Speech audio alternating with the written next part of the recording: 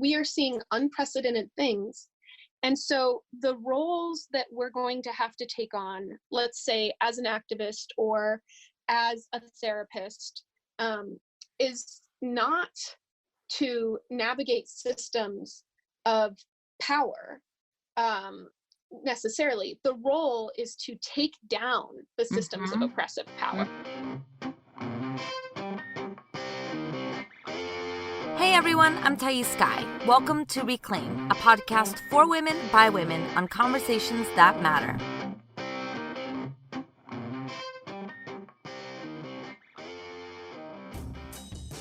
Hello everybody. Thais Sky here. Welcome to Reclaim the podcast. I'm so happy to be back for another week, another interview, another brilliant opportunity to connect with you all.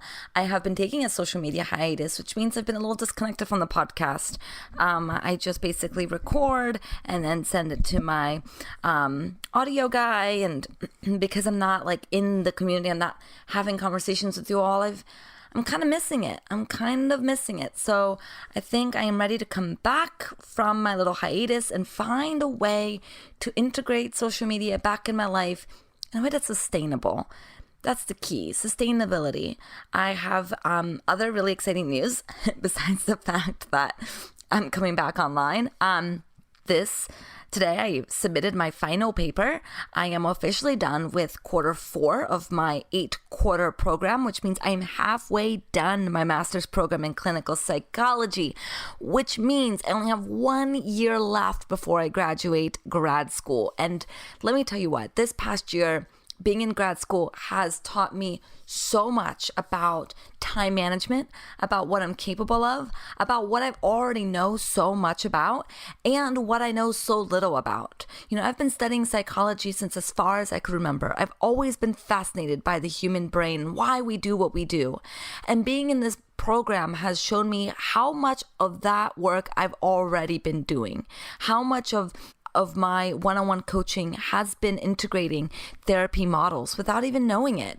So that was a really cool experience that, the tools that I'm teaching my clients and the way I'm guiding my clients is not just based on my own intuition and based on the little things I've picked up here and there, but it's actually grounded in some theoretical knowledge. It's grounded in things that have been studied and researched in the past millennium, and also that's been applied in human society since as far as we can remember. So I don't know. I think that that's pretty cool. Something that I have been opening up to all of you is that if you have any questions, any struggles that you're going through, that you want some support around, to email me at info@thaissky.com. That's THAIS as in Sam, S again, KY.com. info@thaissky.com. You can also go to the show notes to get that email address. I am going to be answering your questions on air. I think starting next week, I'm going to do one question an episode and really see what comes from that. I've been coaching for 10 years, running my own business, and I have a lot of insights, a lot of thoughts that I want to share with you all. And the best way that I can structure those thoughts is through the form of receiving questions. So if you have a question you would like for me to answer, email me. I would be happy to share my thoughts to you live here on air. And of course, you will be kept anonymous. I deeply believe in confidentiality, and just know that that's available too. Okay, so this week we have Holly on the podcast. There is an article that Holly wrote. Let me see if I can find a title here. It's called "Mainstream Psychology Can Go Fuck Itself." Now, obviously, that captured my attention. I'm studying psychology, and I'm, really curious as to what Holly has to say about modern psychology. I recognize how limited psychology can be. First off, psychology was created not unlike the coaching industry, where it was really built by white men. Now, what's interesting is that, as many of you know, Freud is the father of modern psychology. He was the one that really started this whole idea of studying the human brain in the way that we know it. Socrates and Plato and all those individuals have come before him were trying to understand human psychology, but they don't use the lens that we use today. So Freud is really known as the father of modern psychology, and there's a lot of controversy around Freud. But we don't want to discredit his insights. We don't want to discredit that he really started this idea of like, what the heck is the human mind? Freud studied, his predominant clientele were women in Vienna in the late 1800s. And he developed what he called hysteria. Hysteria is a clump of symptoms that he was noticing in these female clients. And when he did further research, he concluded that majority of those women who had these symptoms that he called hysteria, it was a result of sexual assault and abuse in childhood. And so he wrote this. He saw that there was a deep connection between our neuroticism as women in our adult lives connected to child abuse and sexual violence in our lives as children. He wrote about this, and then he had to grapple with this idea that if all of these women that he was seeing, if all of them had sexual abuse issues, had been victims of sexual violence, that's a problem in our society, isn't it?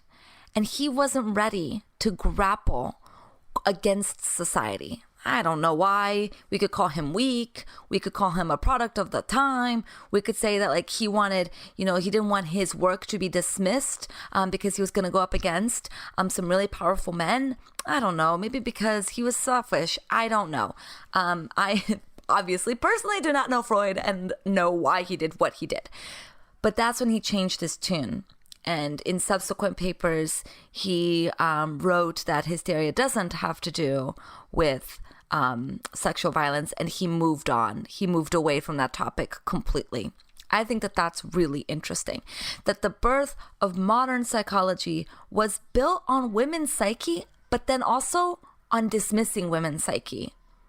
It was like he was too afraid to confront the truth of the victimization of women.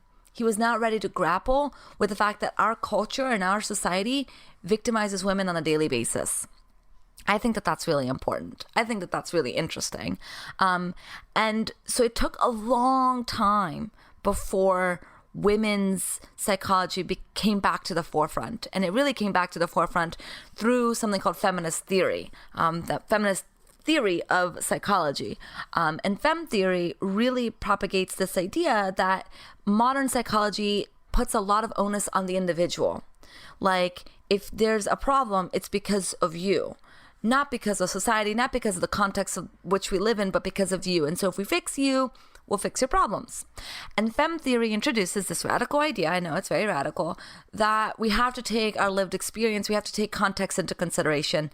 And that so much of what we are experiencing as depression and anxiety is a product of our culture, is our attempts at navigating a really problematic culture. And the more marginalized identities we have, the more we need to understand that society oppresses, and that our marginalized identities is usually a way in which we get pathologized instead of invited to look at how our systems are hurting us. So that is what fem theory introduced to the studies of psychology. And you can recognize fem theory as this idea of social justice. And I think that it's important. And that's what Holly talks about in her article.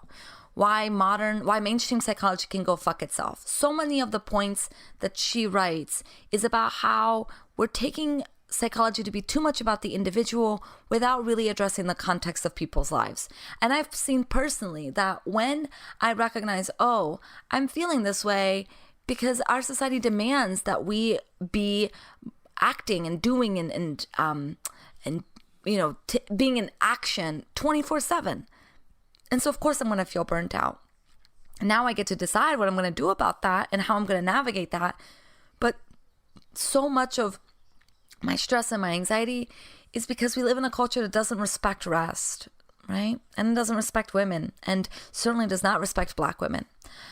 So while you're listening to this interview with Holly, many emotions may come up because this interview is not the lightest interview I've ever had. We talk and grapple around some really big things like ecocide and metabolizing the crisis and despair, grief, and rage. We talk about a lot of heavy things. So take good care of yourself as you're listening to this episode and ask yourself, like, how do you process what's happening on our planet? How are you processing the grief that your body is experiencing? How are you making space for despair, grief, and rage, and allowing yourself to process those feelings in order to then enter into connection and community and healing? Okay, let me read to you Holly's bio.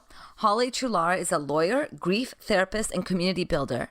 She's integrated her doctorate in law with a master's in transpersonal counseling psychology to create a model for personal and collective liberation.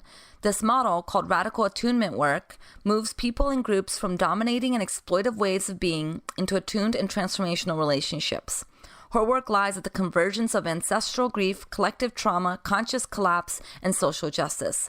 She's currently practicing and researching social technologies such as ritual and deep democracy work that foster large-scale trauma resolution and collective nervous system regulation. She's been called to help hold grief in these troubled and transitional times, so she lives with her heart broken open and soul on display. And you can learn more about Holly at hollytruhlar.com, or you can go to the show notes to get all of the info of this podcast. Let's bring Holly on.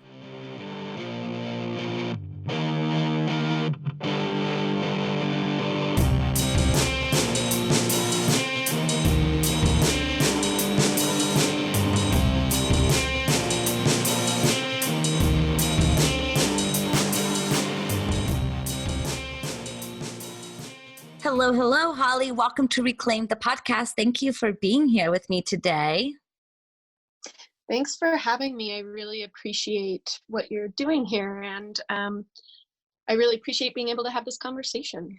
Like I said before we started recording, I'm not sure how I stumbled upon your article. I'm assuming it's because we have a lot of mutual connections, but you wrote an article on your website called Mainstream Psychology Can Go Fuck Itself. And as I read the article, I just felt a deep kinship to the conversation that you're having, and a deep understanding that this conversation needs to be had. So I reached out to you on Instagram. I was like, oh my gosh, I don't have your email. I would love to have you on the podcast. And so I'm so thrilled that you're here and that we get to explore this article further and just see where the conversation goes. Yeah, I'm really excited too. Let's do it. Let's do it. So what inspired you? Let's back up. What inspired you to write this particular article? Yeah, that's a good question. Well, I have been working in the field of psychology for a few years now, and working with people and just being a human. And I started to become more and more sort of enraged with the ways in which neoliberal concepts were really causing a lot of harm to so many of us, and especially in the field of psychology. There's this way in which when we use psychological terminology or have those credentials, we have so much power.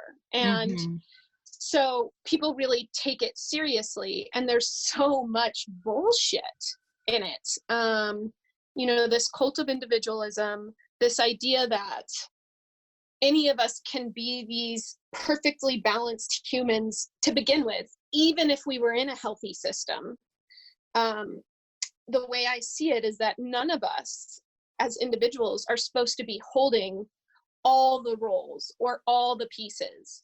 And the whole point of being in a collective species is that we all have these different aspects of what's needed. But instead, we've been taught that we all have to be these really perfectly balanced humans who have it all. And that in and of itself isn't right. But then to put on top of it the systems that we're in that are killing us and that are separating us disintegrating us and doing it by design, really. And so I noticed that so much of the therapy that I was doing with people, or just in my personal life with the humans that I love, was consistently reminding people, yeah, but this is capitalism. Like, this isn't you. You're not failing. This is how capitalism is meant to really keep us from being free, from connecting with each other. It's literally made to divide us into categories. And so I I would say in every session that I do with people, or every gathering that I was in, there's this need to remind us, like, oh, right, I'm not the problem. The systems are the problem. Now, that doesn't excuse individual behavior that's not taking responsibility. And so, of course, it's nuanced. There are times, although it's way more rare than me reminding people of the sociopathic systems we're in, but there are times where, okay, this is my own pattern, or this is something that I need to work on. Of course, there's those times, but it's so outweighed by the damage that these systems are doing. So yeah, there was this professional piece, and then just this personal piece of like holy outrage around what I was seeing. And of course, the people most impacted by it are people with more oppressed identities. And so I just started to write this essay over the course of a few weeks. And, my style is a bit edgy or incendiary. So, so I was like, well, at first I had the title Mainstream Psychology Can Go Fuck Itself as like a joke a bit. And then when I was trying to like find a new title, I was like, no, this is really correct. And I can't think of anything better. And, so I put it out there. So yeah, a lot of it was just, I guess the last piece is I just really feel sad. That's not even the right word, about the lack of conversation around this in the field of psychology, in some of these mainstream fields. It's really alarming how little we are preparing. We are aware of what we're in, and we're preparing for what's coming. Yeah, I mentioned again before we started recording that I shared this article with my classmates in grad school, and every person who responded positively to your article had a pretty overt marginalized identity. And what the common consensus is that when a therapist or a healer or a teacher says to them, actually, the reason why you feel this way is because of this system that we're operating in. It's because of racism or heteronormativity, because this is the systems that we live in. That's why you feel this way. It's not because you're broken. It's not because you have a fundamental flaw. And having had somebody in a position of authority, we have to acknowledge the power dynamic that lies within the healer-healee relationship. Is healee a word? Healee? The person being healed. Having that person acknowledge to us that actually it's the systems and not you can be so tremendously liberating. Absolutely, right?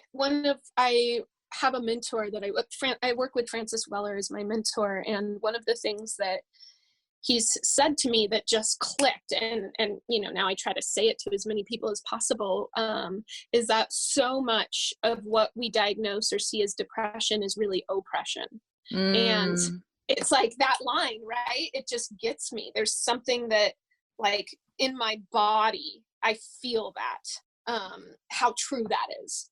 So absolutely. And it is really, one of the lines I think in the essay that I say is like, gaslighting is never a healing intervention. And that's really a part of what we're talking about, right? Is when these systems aren't being recognized and we are told that this is our trauma pattern, to not trust something that's not built for us, and in fact is built to harm us, That is what's happening when we're told, oh, well, this is your trauma pattern, or, if you just worked a little harder or whatever. That's like nonstop gaslighting. And so even just the amount of psychic emotional energy that goes into like trying to hold that, but then holding our own sanity, is really overwhelming, I find, for most people. And yeah, when we're given some relief, when someone says, yeah, this actually isn't you, and I don't know that you could do better. I mean, there's ways we could try to be strategic together, but there's not more that you could do. There's something that is relieving about that in and of itself. And I can also see the frustration that people may feel with that belief, because it can sound disempowering. Like, oh, so I'm supposed to just acknowledge that it's the government's fault, and then what? I'm supposed to, quote unquote, play victim to it and just let it be. And that's not what we're saying. It's what we're saying is, and well, I don't want to speak for you, Holly, but what I believe that statements like understanding oppressive systems is really saying is know what's yours and what's not yours. And the more we can acknowledge what's not ours, the more power we have to then do something over what is ours. And the more that we can relinquish control over things that we don't have control over anyway, the more we actually have a sense of empowerment to control what is within our control. Yeah, absolutely. And I think the other piece here is that right. So there's things that we can absolutely control and do. And we are in a really desperate situation. We are in crisis. As a species, we are in crisis. And so to really recognize that and then say, so this is not going to be a normal or common lifetime for any of us that are on the planet right now. We are seeing unprecedented things. And so the roles that we're going to have to take on, let's say as an activist or as a therapist, is not to navigate systems of power, necessarily. The role is to take down the systems of oppressive power. And that, so like what we're talking about, or what I'm talking about, and I think a lot of people are, is a revolutionary consciousness. And I don't mean metaphorical revolution. I mean an actual resistance movement, an actual revolution where we are risking, the people who can, because there's certainly people that don't have room for this, but I do because of my privilege. The people who can are risking more, and we're looking at what's at stake, and we're willing, for me as someone with several dominant identities, I'm willing to actually put my body and my life on the line for this, because we're talking about our entire species. We're talking about other species. We're talking about the only planet that we know of that has life on it right now. And so this is a really big deal. And if we can't name what is oppressing us or what is abusing us, then I don't know how we can, change it at all. And so, in that it might feel disempowering for people. One of the things is that you're touching on is people who have more oppressed identities, like, get this, right? Like, they're like, yeah, no shit, to a certain degree. And it's just now that people, let's say white people, including myself, are really starting to understand at all what's going on. And so there's a piece here where even like the thought of, well, like, recognizing that it's the government or the systems is disempowering. It's like, that's such a privilege to be able to even make that choice, right? Like, there's populations that if you said that to, they would be like, yeah, no shit. Like, that's not even a question for them. So it's, we're in this really interesting time, and also slightly terrifying time, where we're having to really, I would say, attune to what's happening. And I think that skill of attunement has been very lost by people that are in the oppressor class. Yeah. Yeah. And something that, you mentioned frequently in the article is our near-term social collapse. Due to, I'm quoting you here, due to the global climate crisis and ecocide resulting from capitalism, imperialism, racism, and patriarchy, also known as the hierarchy. So, it made me think as I was reading this, how little I hear of anybody really talking about our global climate crisis outside of don't use straws, right? Outside of don't use grocery bags, like use paper bags instead. All of these are valid things, but they put the onus on climate change on the individual versus on systems. And I'm curious, like, how that lands for you and what's been coming up for you and what you invite us to consider to start to create this revolution where we're taking our ecocide more seriously. Yeah, I mean, so this is a topic that's so important. And this is part of what I really mean when I say neoliberalism has taken over this conversation. In that, right, these individual changes, while they can be important for our own sense of responsibility, like how we want to show up in the world and how we're in relationship with the land, the people around us, including animal people and plant people, that's important to me, as a human that's trying to live with integrity.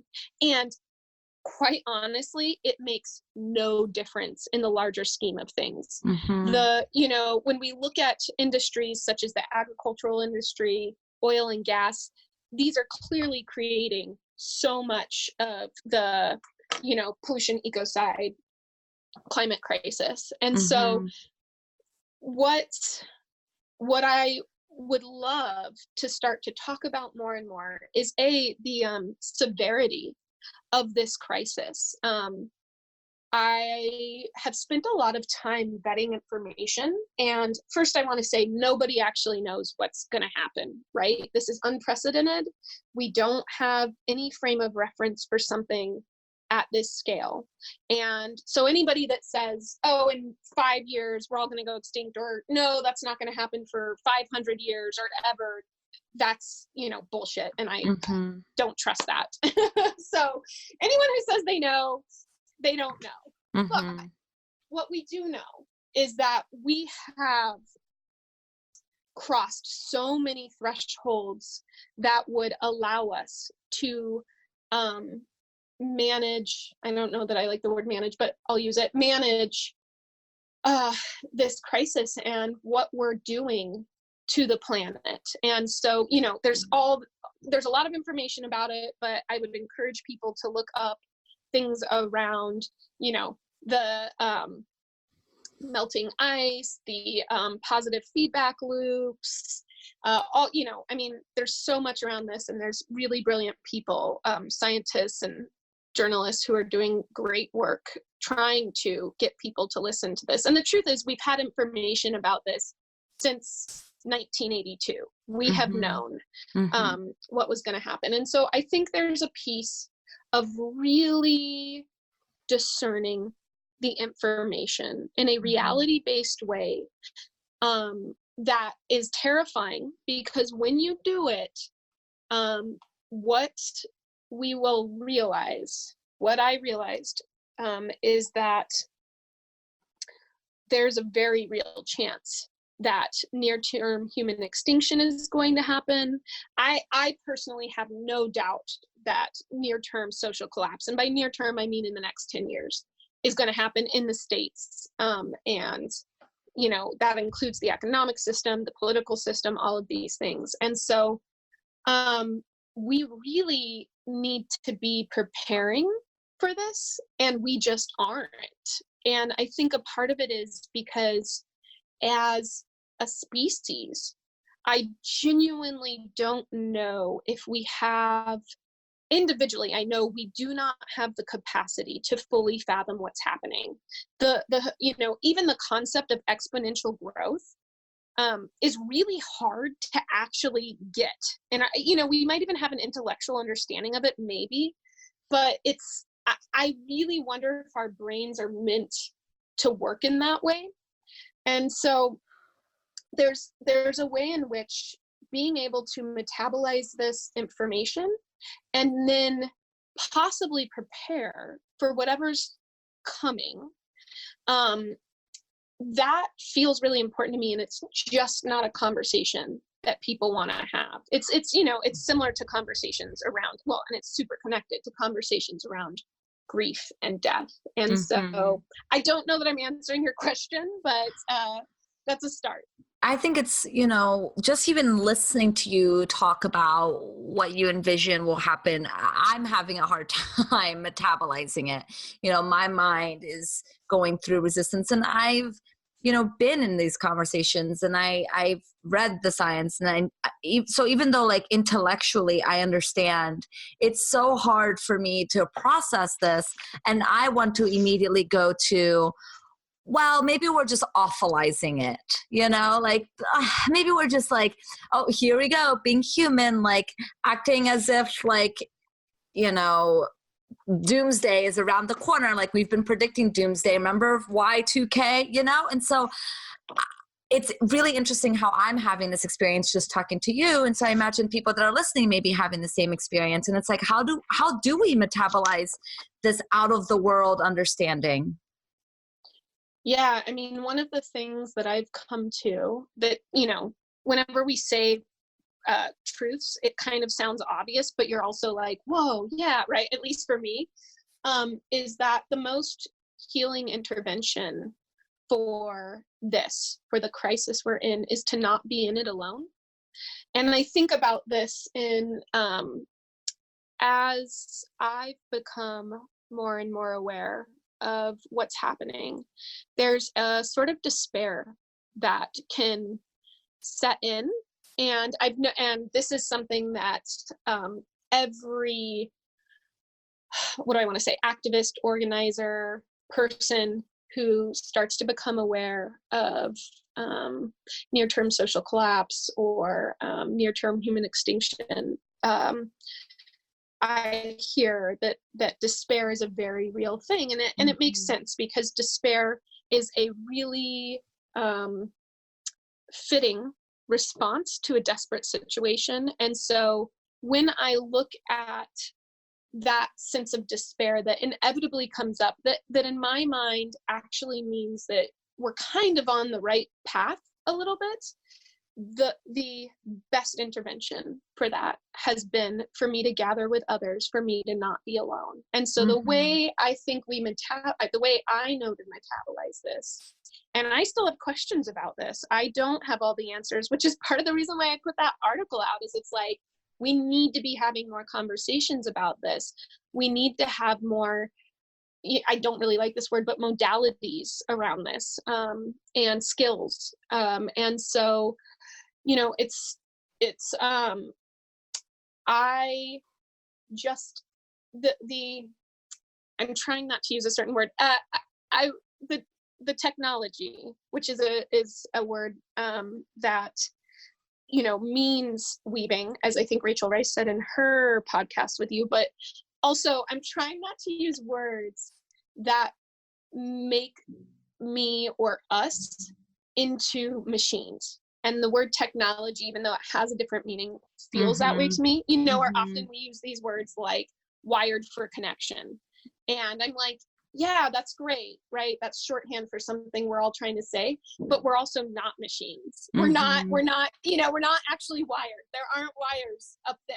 There's something else happening. And I get it. So anyways, the things that I've found most helpful to metabolizing this are community, and then ritual. Really what we're talking about here is building containers for what's happening and what's to come, and for things that we simply cannot hold on our own. Mm-hmm. We cannot both contain and release at the same time. And that's kind of what we're all being asked to do, or a lot of us are being asked to do, is both like contain and show up and, you know, be professional or whatever it is. And then also release, which is, you know, be emotional and have our grief. And we can't do that. So we have to create tight containers, and ritual does that. Nature can do that. And relationship can do that. So those are some of the ways that I know of, that I'm, you know, as I think I said at the end of the article, like I'm really interested in looking at processes that we can do in larger groups where we can start to respond to or metabolize this. Because I don't see another way. And my experience at this point as someone who does facilitation is that pretty much every group that's gathering now, there's mass amount of trauma, there's mass amount of grief. We are in crisis, and so every group that we enter into, we have to now start thinking about, this group is in crisis because we as a species are in crisis. Yeah. And I'm, you know, sitting with like the question, and this is a question that I've been sitting with and I will continue to sit with, is like, what is the best role that I, you know, in my expertise as someone who is in therapy and does coaching and, you know, teaches, like what is the best way for me to use my skills while also supporting our crisis, right? While also pushing my weight towards collective change. Yeah. Part of what you're talking about is sort of this concept of spiritual employment, right? Which one of the, what I see is that so many people don't feel that sense of spiritual employment. And part of that is just the breaking down of the village setting or village mindedness, which, you know, if we grew up in a somewhat healthy community, we wouldn't even be we wouldn't be discovering our own gifts or our own genius. It would be discovered for us and dreamt through us, and the village would tell us, you know, what our role is. But now we're all trying to figure it out. And something that is beautiful and exciting about these times is there is no lack of spiritual employment. Everywhere you look, there is need. I'm curious. I love this idea of spiritual employment. You know, I would love to hear more about, like, what are your thoughts on how we navigate finding our spiritual employment? Yeah, one of them. So first, I want to say I did not coin that term. My mentor Francis has said it to me, and I don't know if what the lineage behind that is. But one of the things that I think is really important is to figure out what your beloved is and protect the shit out of that. And so if that's bees, that's great. If that's you know, I have a donkey and a mule that I really love, and my connection with them is part of what helps me to protect the land I'm on. I have trees that I'm in relationship with. These trees are my elders, and I cannot betray them. And so there's a real piece for me around love and passion, and, you know, what really gets us going. Because I don't, in these times, I don't think we can be sustained by things that don't matter to us. And so there's a real piece there. And as I'm saying that, I notice that I feel a little bit of hesitancy, because I think that especially for people, including myself, who have, mostly dominant identities that can turn into a whole lot of like choice around, oh, well, I want to do this, I want to go protect you know turtles on the beach that isn't really there. There's a need for it, and so I want to say we're all filling some spot that is needed. But the other piece to, I guess, what I'm saying around spiritual employment is, look at what's needed. So much of my work and the work of people that I really love, it's really like in our own processes, we're looking at like what's lacking and what's needed and what do I need to function. And so, and we're all in this conversation creating what's needed right now. Like this conversation that you and I are having is expanding the body of work around climate psychology, is expanding the body of work around systems of oppression and psychology, and just really like inviting people into the largest conversation of our times, which is this conversation around the precipice that we're on.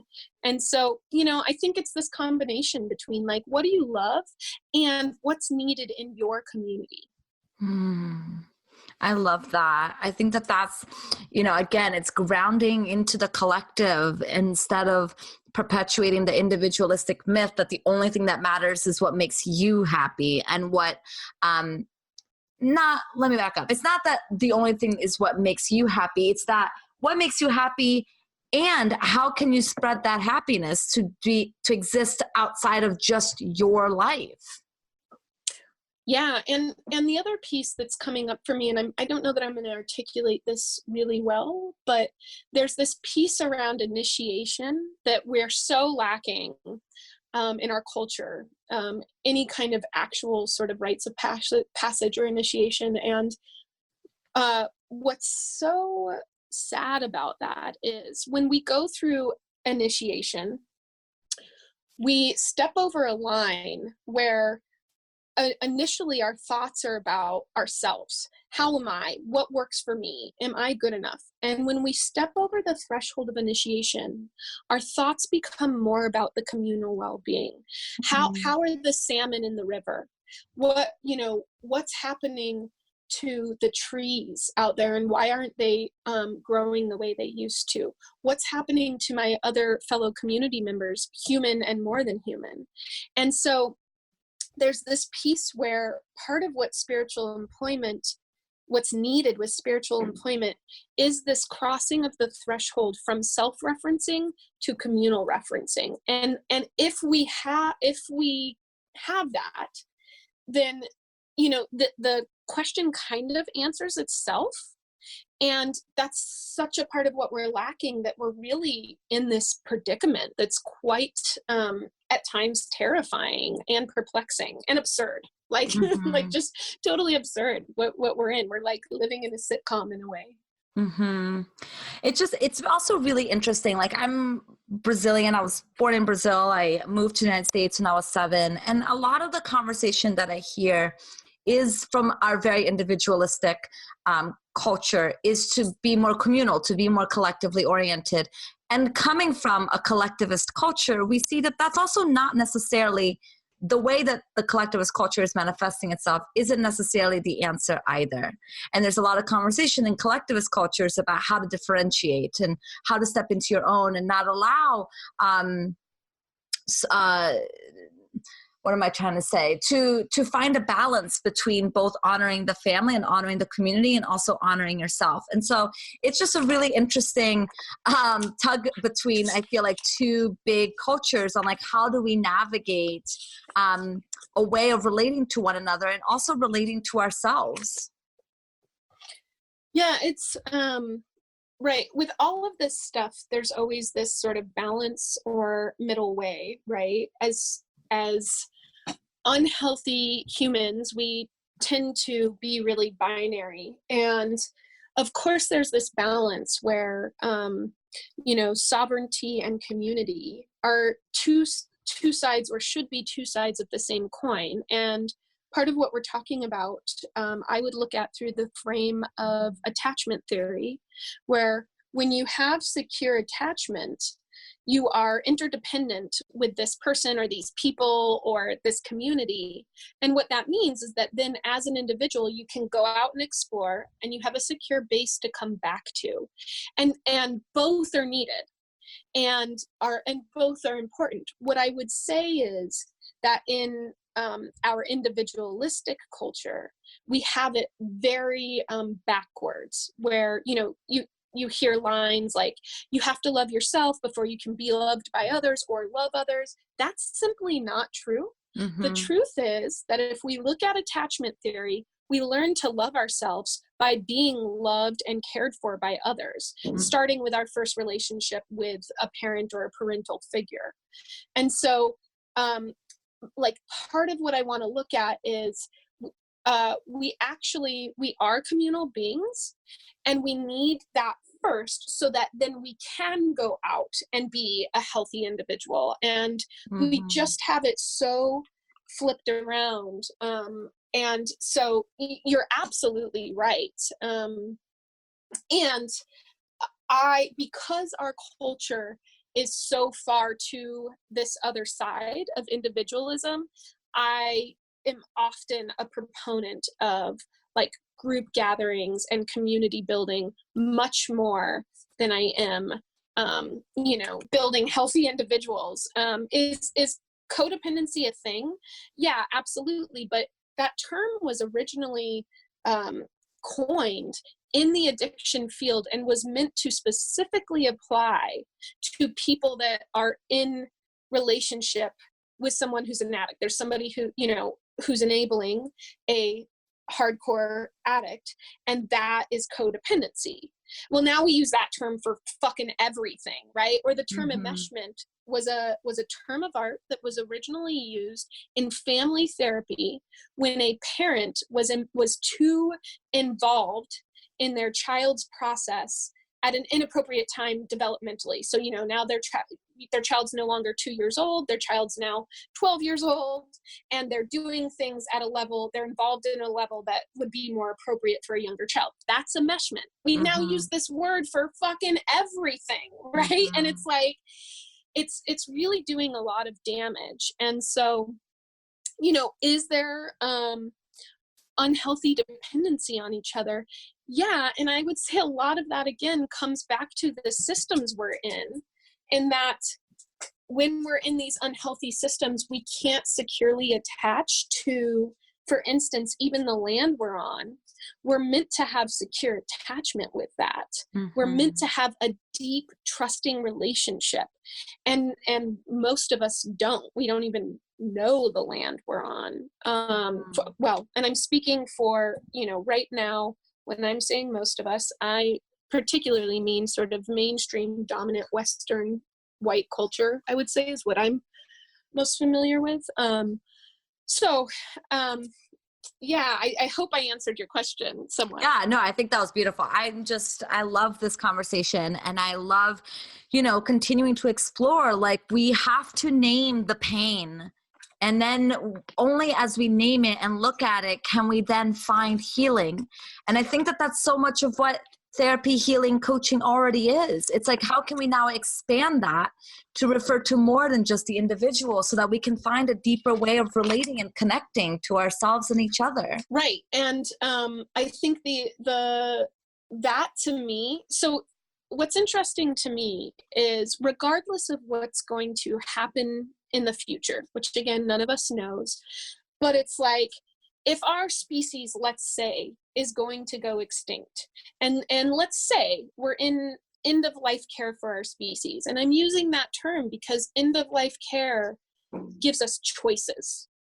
And so that's, I'm really interested in a conversation around end of life care for our species.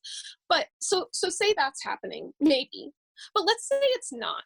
Let's say that what we know is that things are just going to shift a lot. I mean, at the very least, I think most of us could say, yes, something's happening, and civilization as we know it is not going to look the same even in 20 years.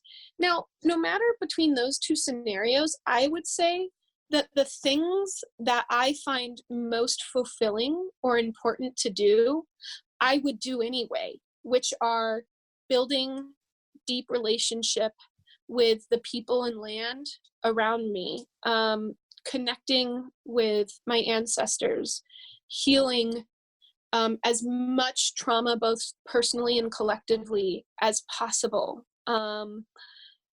Yeah, so these types of things that it's like, whether we're dying, which we all are, but whether whether this catastrophic thing is happening or not, I would want to do these things anyway.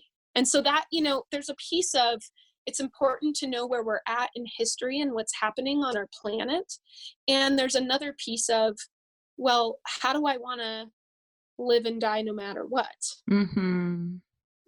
All right. Any final thoughts before we wrap up?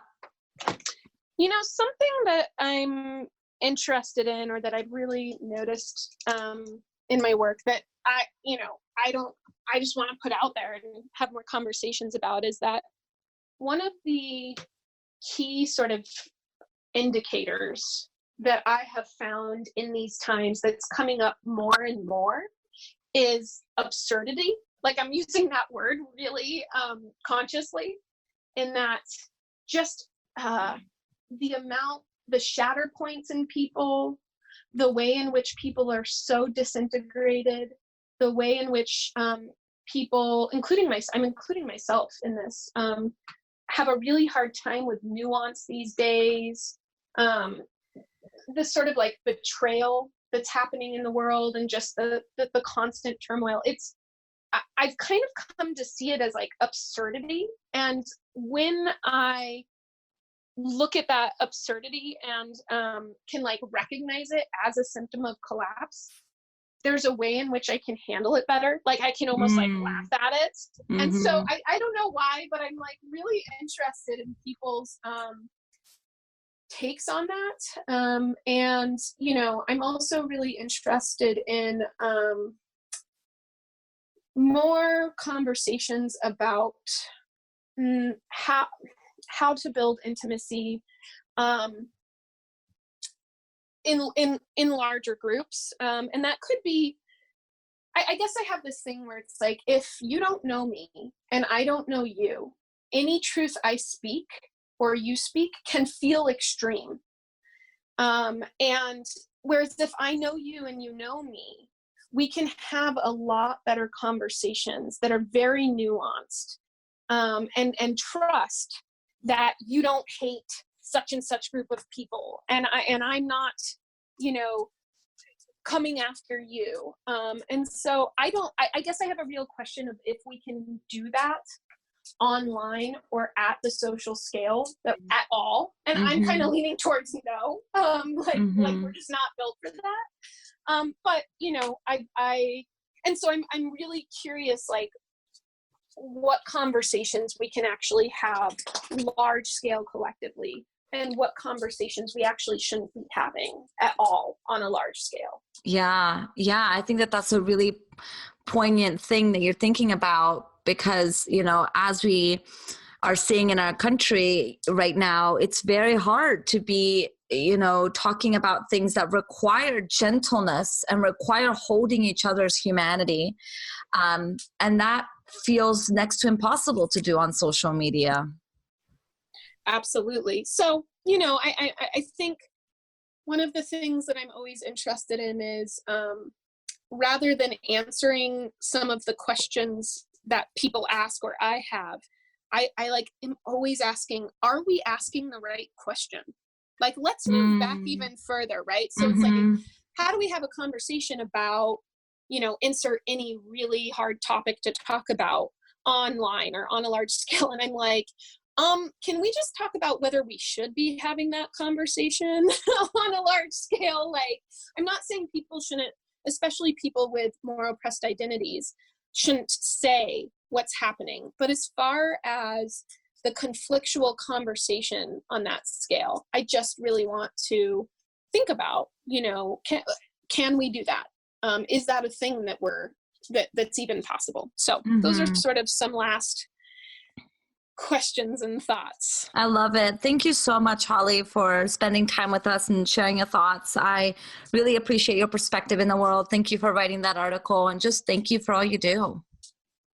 Yeah, thank you. And I really appreciate the project that you're doing here, the podcast, and just the way in which you're engaging with these difficult topics. I appreciate it. And it's always nice to find another ally.